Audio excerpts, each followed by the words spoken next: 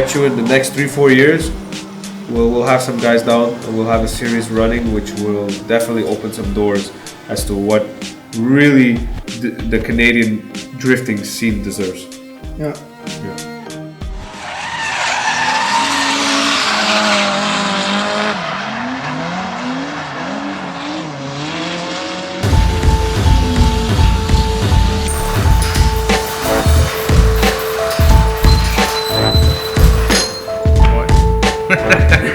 Je commence. Ça, mon nom, moi, c'est Marc Andreville. Je drive depuis une couple d'années. J'ai commencé, dans le fond, en ayant du fun. Puis, j'ai décidé de compétitionner pour upgrader mon auto, m'améliorer, compétitionner avec d'autres drivers, apprendre des nouvelles techniques, etc. Ça fait plusieurs années, comme je le dis. Ça fait 4 ans que je compétitionne. Je conduis une Nissan 240 SX S14, pareil comme ce modèle-ci. Devant tubulaire, tout a été modifié pour alléger la voiture, la solidifier.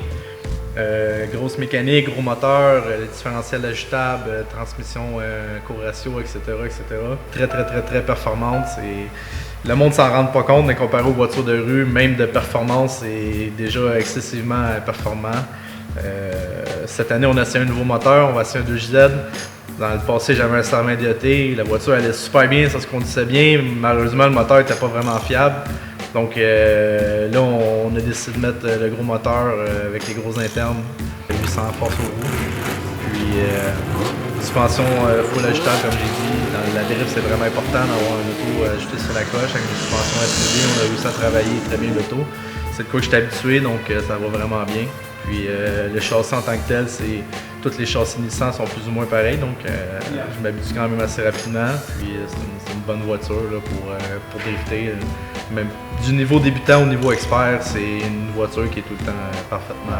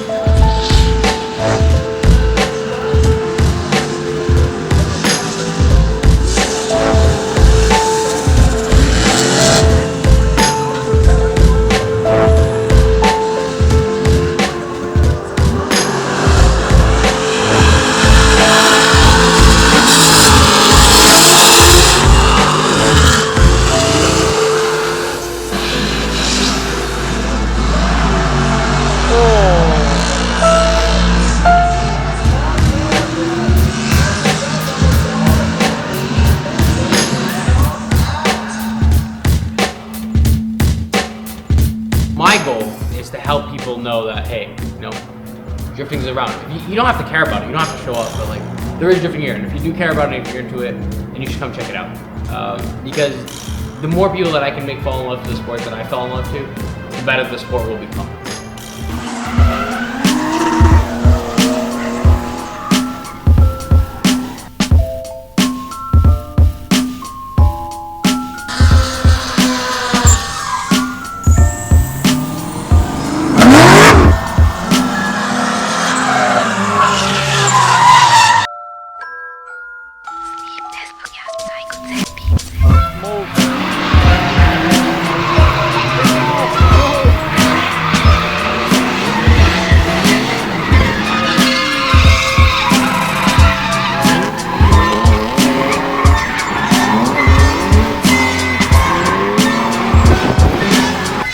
I fell in love with it from the first time I saw it, especially live.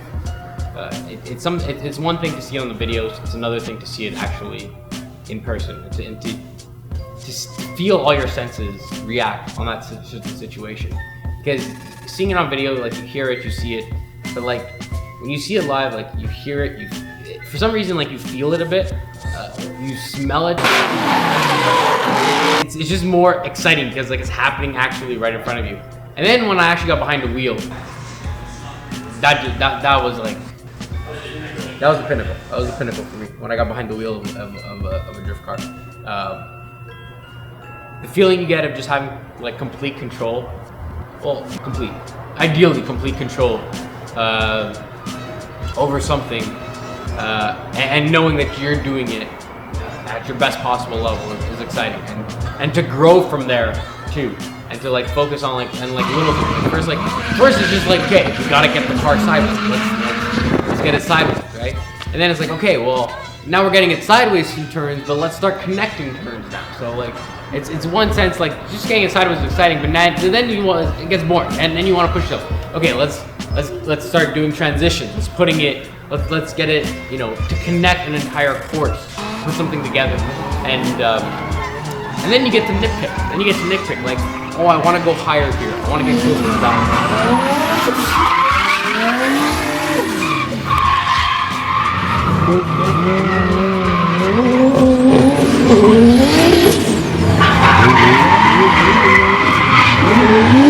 And then you get to start tandem. So then you're like 2 cars. You get to go 3 cars, and it's like, oh, I want to get closer to him. I want to do this.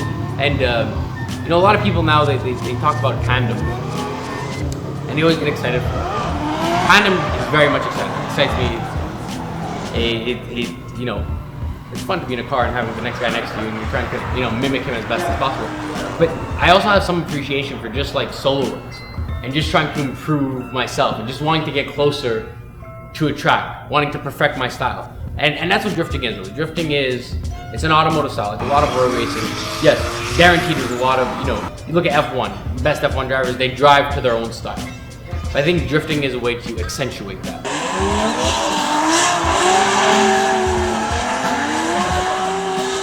At the end of the day, you could throw it harder.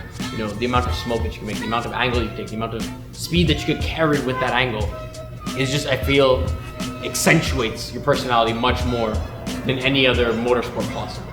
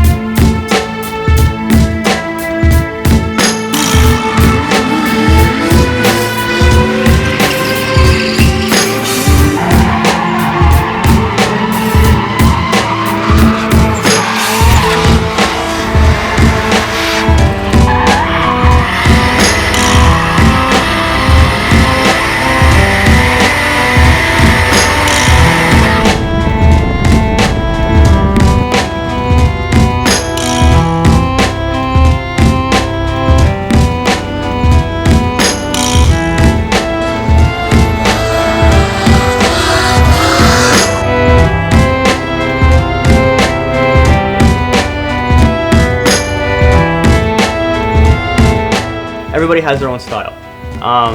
I can talk about guys whose styles that I've liked. I mean, Pat Sear, one of the top who he's always fun to watch. He's aggressive. A tandem battle with him is always when he's a chaser. From a photographer's point of view that you're gonna get some sick tandem photos. Mark Launderville, he's a freaking ballsy driver, and it's impressive on how he's progressed throughout the years. And he's the type of guy who just, it's basically, as they say, checkers or wreckers, because he'll freaking go for it. Another newcomer, Max Lemoyne, who's, one of the nicest guys you can meet. He's super outgoing, super nice. The freaking fact that he drifts a goddamn Chevy X10 pickup truck, it's amazing. I mean, and people love him too.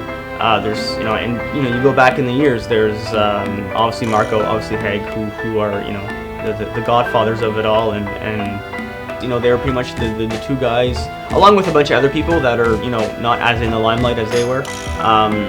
They were the two guys who really started it. Back in the day when Drift Mania launched, they were like the two top guys. They were the ones giving the drift demos and really getting the word out, because again, a lot of people would maybe be into drifting, but in terms of skill level, they were always, especially back then, a good step on top of everybody. I think Marco definitely was the first of anyone, I think, to take it on seriously, actually building a drift car.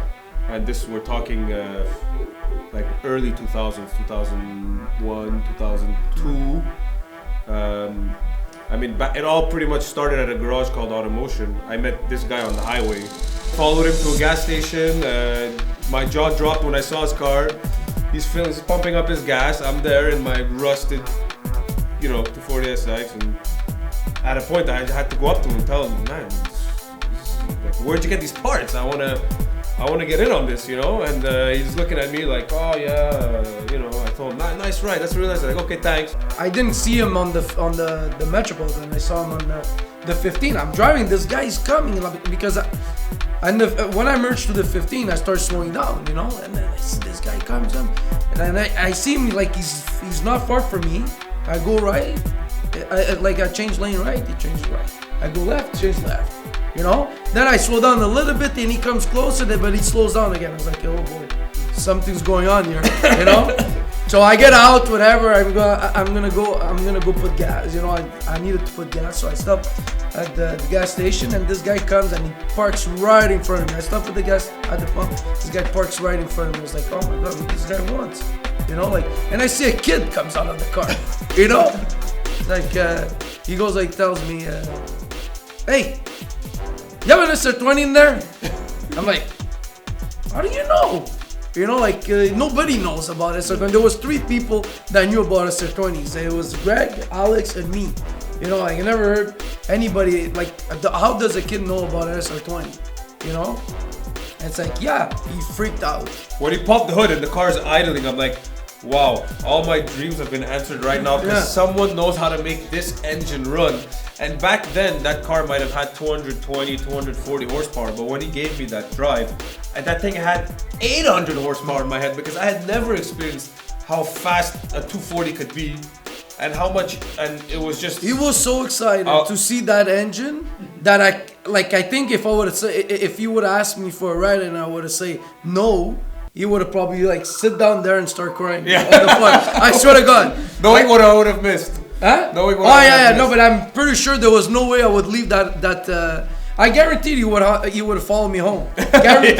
There's no way this guy. When I was I saw him how excited he was. I was like, how do you know about this? All I know, this and that. And he tells me you got these lights. He goes like, oh my god, this guy knows. So and that's why I was like, buddy, you want to go for a ride? He's like, yeah, I want to go for a ride. So I went to an industrial zone and I give him a ride. I still remember. I'm gunning it down, and he's on the phone. Dad, listen to this.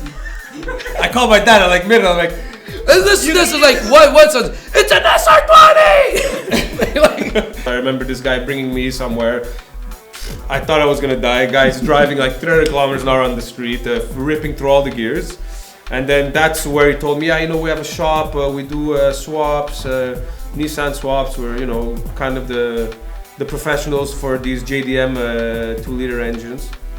That was automotion, and then everything just kind of rolled from there. A lot of the previous emphasis was on drag racing, especially with the owners, Greg and Alex of Automotion, Marco being like one of the head guys there doing all the swaps. And back then in 2000, 2001, everyone was into drag racing and so on and so on. And then slowly, this whole drifting thing came in, and him, I mean, he'll say it for himself, he's been driving rear-wheel drive cars all his life, you know, throwing them around here and there. And I guess slowly, in like a year, that whole thing developed into a drifting, you know, like passion, and just wanted to go to the track and have some fun, and some magazines approaching him to go be on the cover and drifting and this and that, and just it kind of like snowball affected from there. And the next thing you know, in like 1 year, he's building his car for drifting. I get involved with the shop, and then it's just been a. But at that time, I didn't even know what drifting was. You know, it was all about speed, all about drag racing, you know. And I took him for a ride. He got excited and this and that. But after we start hanging out with each other, you know, like at the shop and everything, and him wanted to modify his car and everything. Until then, I still didn't know what drifting was. Even though first snowfall we were doing it, you know, every opportunity we had to go sideways, we were doing it. It didn't change the fact that I didn't know what drifting was until actually this guy knew what it was because of that show Initial D. Yeah, Initial D. Yeah. And he knew about a show going on in Toronto, yeah, in Brampton. Like the whole drifting community like spans out all the way to that first beginning. A lot of the guys that are still in the scene today, especially with Nissans and stuff, they were there all from the beginning, and then went there and did the competition. It was like a couple of days qualification, and then single runs, a course Very that amateur. laid out. Very amateur, yeah. yeah. It was in Yeah. what, 2002 or 2003. 2003. So it's been a while. It's been 11 years, you know, and he won. I mean, clearly, like not.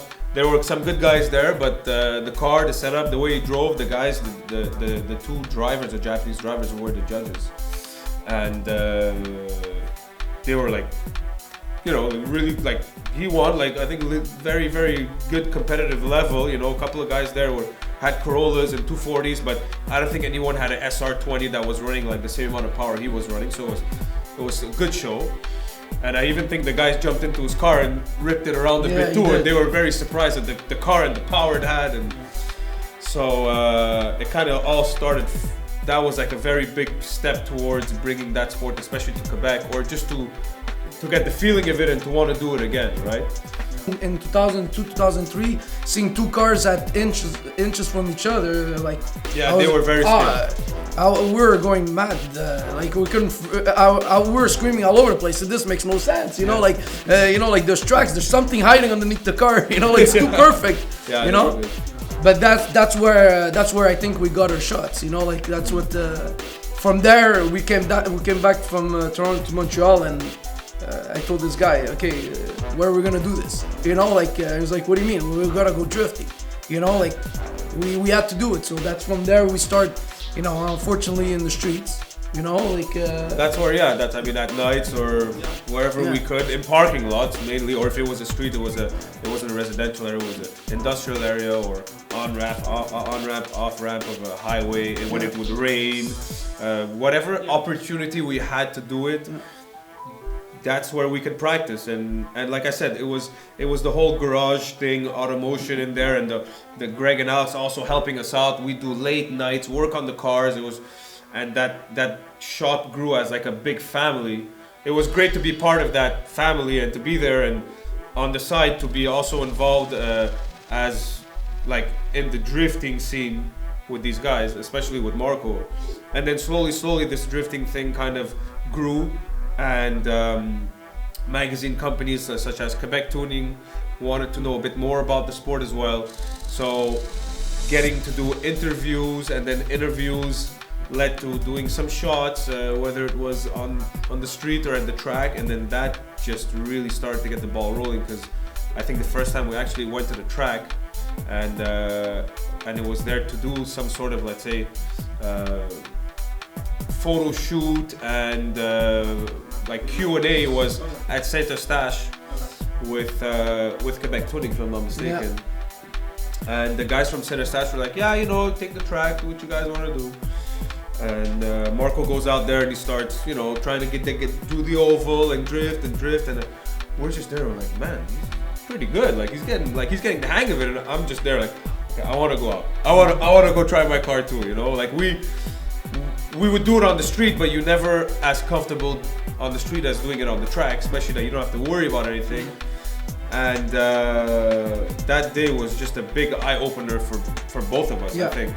But for everybody, because the owners of the track, they were there, and it was the first time they seen something like that, and that's where I think it got everything going, because they were like, my God, you guys want to practice, come every time you want. We just used to call, is the track free? Yeah, okay, we're coming. You know, like... when could you do that, you know? Honestly, the guy came down, he's like, what are you guys doing? What is this? I've never seen this before, but this would be really good. Like, I want to do a demo during my CASCAR events or my NASCAR. Let's do something. So, and like you said, like he's like, whatever you guys want to practice, just come down. So he would call me after work or in the middle at lunch. I'm like, okay, we're going tonight. All right, how many tires you got? Okay, I got like 3 sets mounted. All right, let's go. And we just drive all the way to Saint Eustache and practice as much as we could, and drive back home on our tires destroyed, just barely holding air. And smashing and then painting the cars, fixing the car for the weekend show. You know, we went through a lot of late nights working on cars, but that's been like that through the whole time of drifting. The you know, having a family while drifting was quite of a challenge, because there is no time when you're gonna finish and be home. But that's where it all started. It was a learning experience. So for me to know at a point that my tires were really at the edge of traction, and then still coming in hot and doing the oval, and then realizing that the car has no more grip and the wall's getting closer and closer and closer, and I'm just eventually ending up smashing the wall, was a good eye opener to say, you know, we're not invincible, we're still learning, and it was great. And we did a demo, and then we did the competition, and a lot of guys came down. We had all types of people come compete. We had a guy with a go-kart come down and compete, and he was drifting, you know. We had a guy with a Yukon or a Denali come down, and he was drifting. We had a Civic, a front-wheel drive Civic, coming down, pulling the e-brake, you know, consider it drifting, you can. We had guys with 240s, Corollas, you name it, you know, like everyone came down. A guy, I think, with a Corolla ended up winning.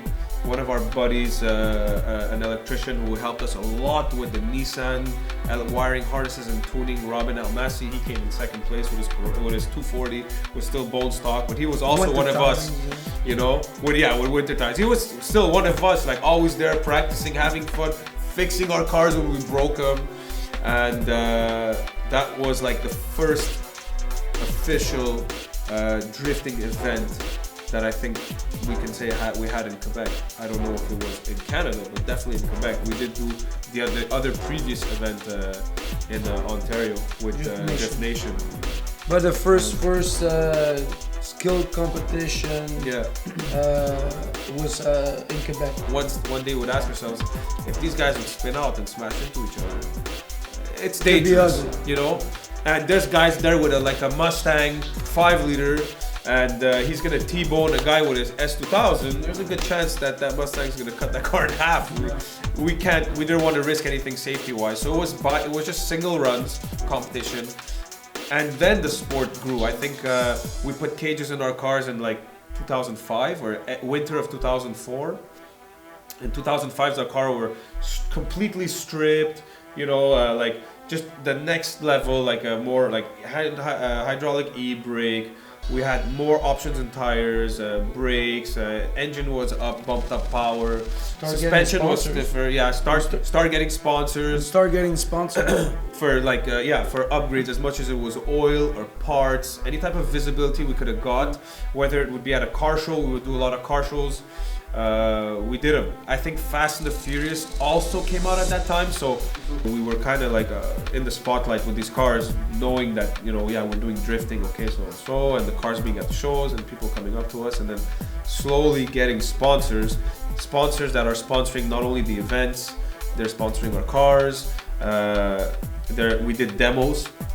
We got promoters coming to see us, said, okay guys, I want you guys to do, like, I think one of the biggest demos we did. In fact, there was battles between promoters. You know, like, yeah, you know, like, okay, I want you guys to do demos, and you know, like, some of the guys would say, no, I don't like this guy, don't deal with this guy. You know, like, you don't deal with this guy. So it was really a lot of politics with these guys. A lot of politics, and we didn't know nothing about it. It was totally new for us. All we wanted is to drift. Yeah. I don't care. We'll do it for free. Yeah. We were back then. It was just like, you got a track, we can come and we can drift, and there's people watching us. Yeah. Wow. You know, exactly. And then it was like, yeah, we'll cover your gas, you know. And sure, no problem. Let's do it, you know. $20 will do. It would cost 100, but it's okay. $20, we're all happy. In fact, the biggest jump, I think, from for DMCC, because it started in 2004, DMCC. Yeah. But the biggest jump actually happened, I think it was in 2005, when, you know, we're doing shows. We were doing the series, but it was very amateur, like he said. No roll cages. It was just a helmet requirement, and that's it. But we're doing demos, and we end up doing a demo at the Molson Indy in the Gilles Villeneuve track.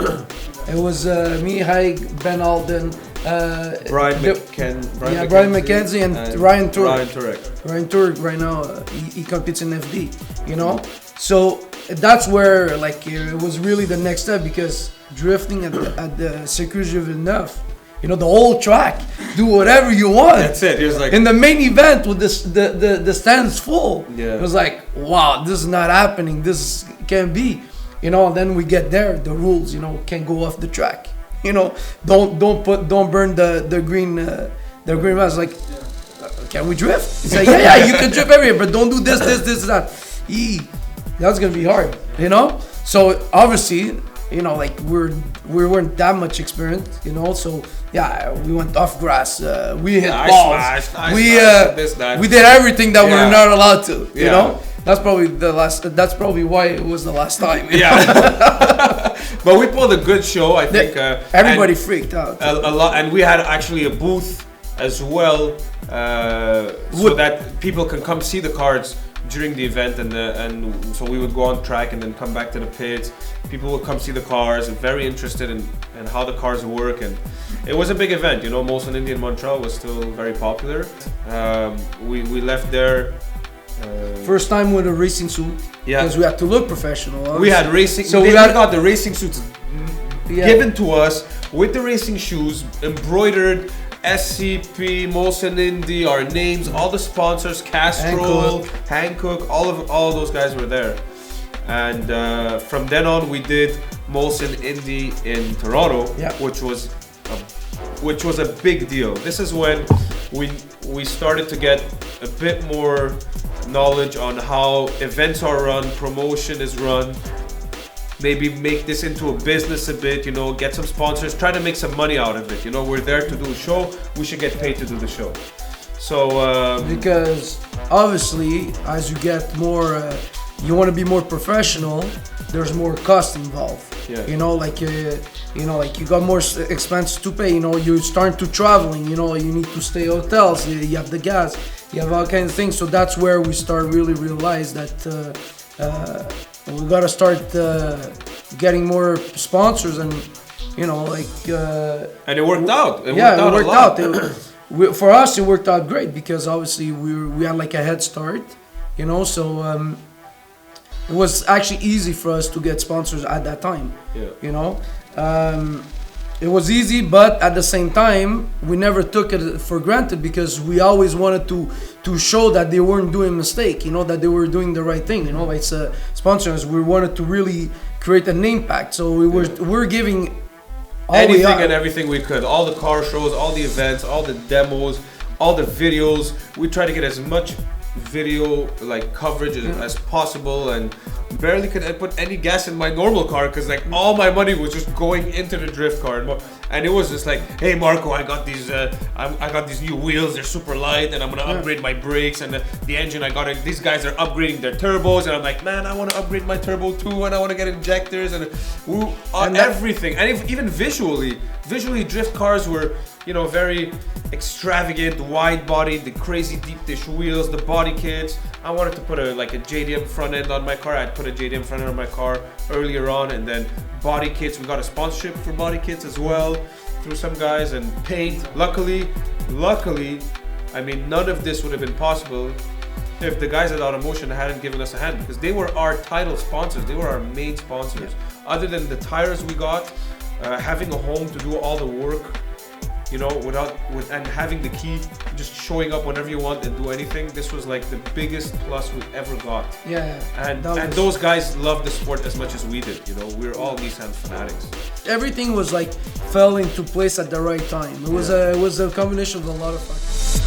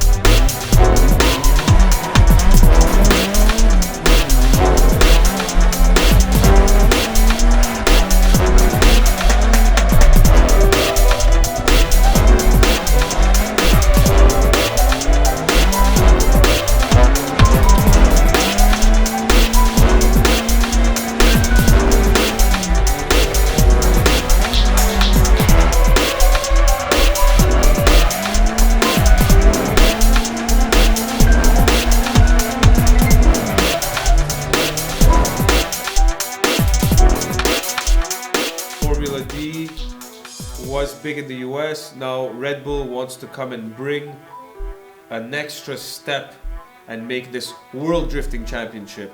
Invite drivers from all over the world.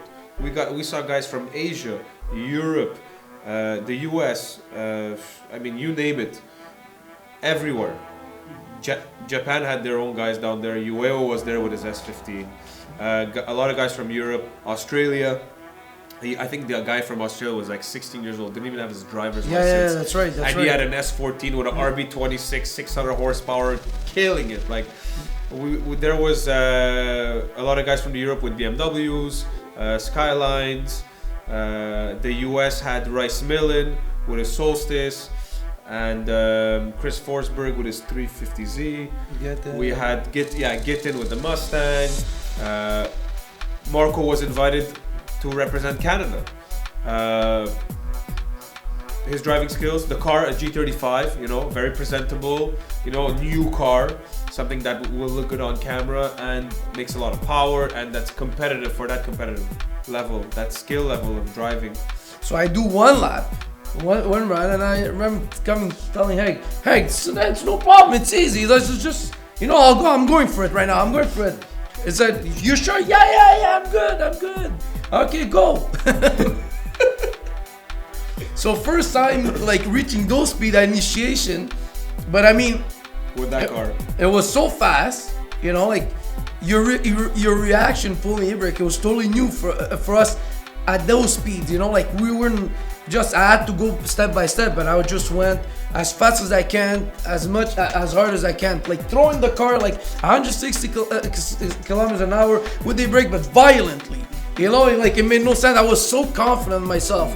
Ba-boom against the wall. Yeah. Luckily they had a good barrier set up, so the car didn't get that damaged, but it got, I mean, like we changed some suspension parts on the car, and car was ready to go again, but it, like you said, it was a learning curve, and it was something that we had never experienced before, and even till today, I've at 160 kilometers an hour, what kind of track do you have to come where you have room to accelerate that much, and to have that skill level also, to see the guys coming in killing it at that speed, the US guys and all around the world, all the guys coming and doing what we were trying to do, it was one hell of a show. Like for us to go through the top 32 and to face off the bat Von Gittin Jr., you know, which was like the guy in FD, 900 horsepower car. Mustang, was great. It was a great battle, and obviously what happened is he had a hard time chasing us in practice, so he wanted to really practice with Marco, something we should have understood and not have him practice with us, because then he would have made a mistake. Learning experience. Yeah, you know, he's like, I really want to practice with you guys. Yeah, okay, go. I'm gonna try following you. And then next thing you know, like he's facing us and he knows exactly what to do and how to position his car, stuff that we didn't really think about. It was actually to our advantage if, let's say, we wouldn't have practiced with him. You know, if you wouldn't have let him learn how where I would place my car, the way I was driving, I would probably had a chance to beat him. In fact, that's what the judges had told me, because they said, you know, like that was your biggest mistake, letting him know exactly what it was, because I think we did like 6 practice runs, whatever, and 6 practice runs he was chasing me. You know, and like even I will tell you, you know, first run, you know, like he had to skill his drift. He hit there the was wall. a lot of adaptation. He couldn't fall because I was too slow for him.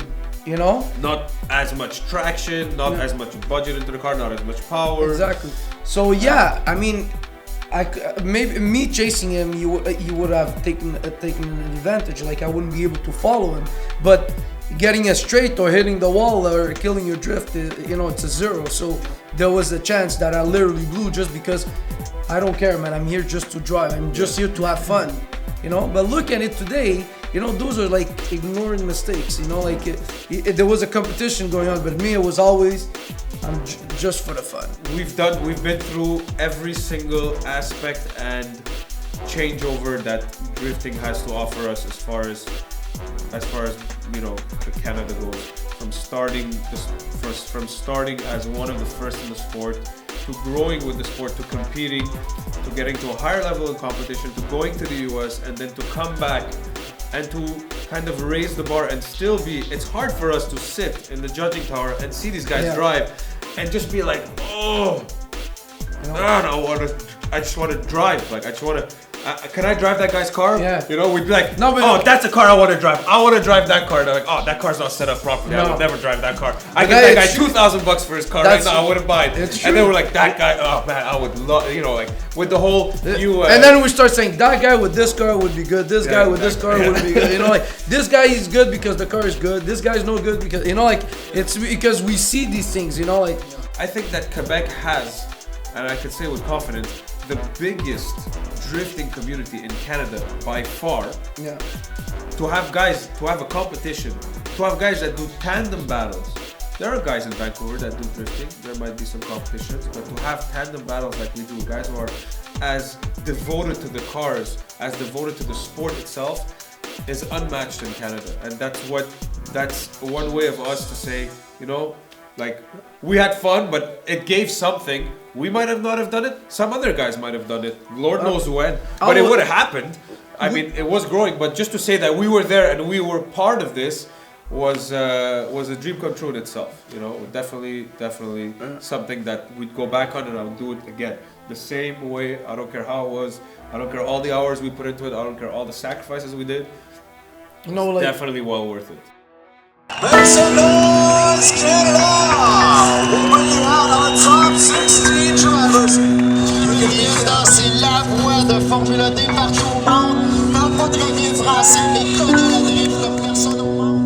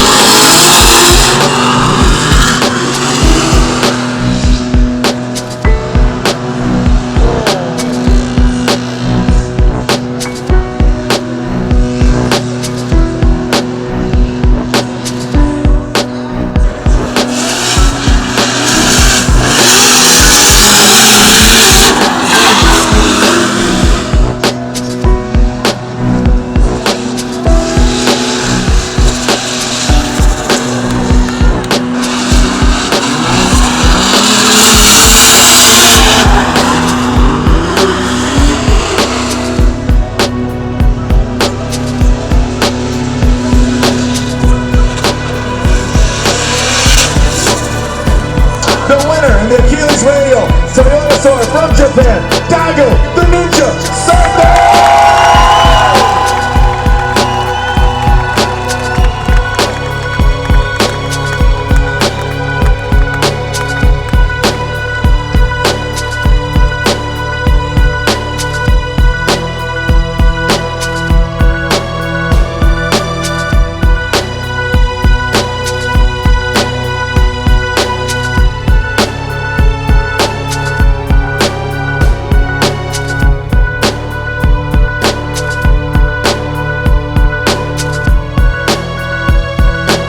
We have drivers that could be part of that could literally compete for podiums. Yeah. The thing is, it needs the rest, which is financial support. If they come down here, it's easier for our drivers. Plus, our tracks are a bit more accustomed to our drivers already.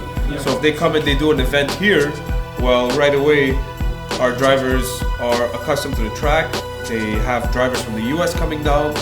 It's all about contacts and who you know and who you meet, and slowly that whole pot starts to boil, and then next thing you know, the series grows and you get FD to come down here. There's room to improve with the MCC. There's room to improve with the sport itself, with the drivers, and then this is the next step, you know.